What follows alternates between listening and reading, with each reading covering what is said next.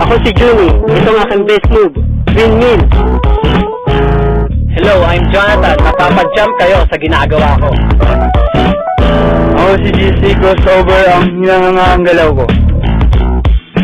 I'm Jay. Kaya ba yung ginagawa ko? This is my side spin. Ako si Jericho, ang pinagmamalaki kong galaw ay chopper. Kapansin-pansin, nakakapigil nga. Wala acrobatic sport ang ginagawa nila. Pagkat sila ang ad spinners. At saan mang lansangan, bibigyan nila kayo ng isa munang umiikot na patalastas. Wala pang 3 buwan nang unang mabuo ang grupong ad spinners. Sila ay grupo ng kabataan na nagkakilala sa trabaho. Nagtapos ang kontrata sa pinapasukan at ngayon ay naglakas loob na bumuo ng sariling negosyo. Ang ad spinners ay isang grupo na nag-imbento ng isang uri ng anunsyo ng mga produkto at kung ano-ano pang mensahe na gustong iparating sa publiko. Naging inspiration ko yung skateboard. Diba kasi po yung skateboard hawak-hawak. Diba takutan din talaga? Pero isip ko, bakit hindi kaya pagsamahin natin yung isang sport and then advertising. 10 dating katabaho ang niyaya ni Junie na sumama sa grupo. Pero 5 lang silang naniwala na may pagkakataong maging patok ang konsepto ng ad spinners. Makakatulong sa pagkatao mo para mailabas mo pa yung talent mo, yung skills mo, kahit mahirap. Kakaiba yung ginagawa namin. Mansilin kasi parang yung hawak namin parang sharp na rin. Naganda ang grupo sa pamamagitan ng pag-iipon ng kanilang sahod noon, pagre-recruit ng mga makakasama nila sa magiging bagong hanap buhay, at sa dibdibang pag-iensayo ngayon. Simple lang naman daw ang kailangan para maging isang ad spinner. Hindi nahiya. Papayalan mo ka. Kailangan matyaga ka din kasi sobrang hirap talaga. Sa training pa lang, talagang kailangan pagtyagaan yung bawat galaw, bawat gagawin mong tricks. Sa kasalukuyan, 4 na po na ang bilang ng mga ad spinners.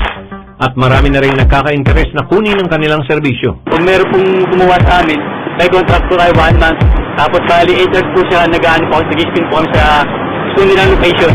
Mahirap na hanap buhay ang maging ad spinner. Pero excited ang grupo na ipakita ang galing nilang magpaikot ng patalastas sa lansangan. Kasi tumambay sila, sakali na rin sila magtrabaho.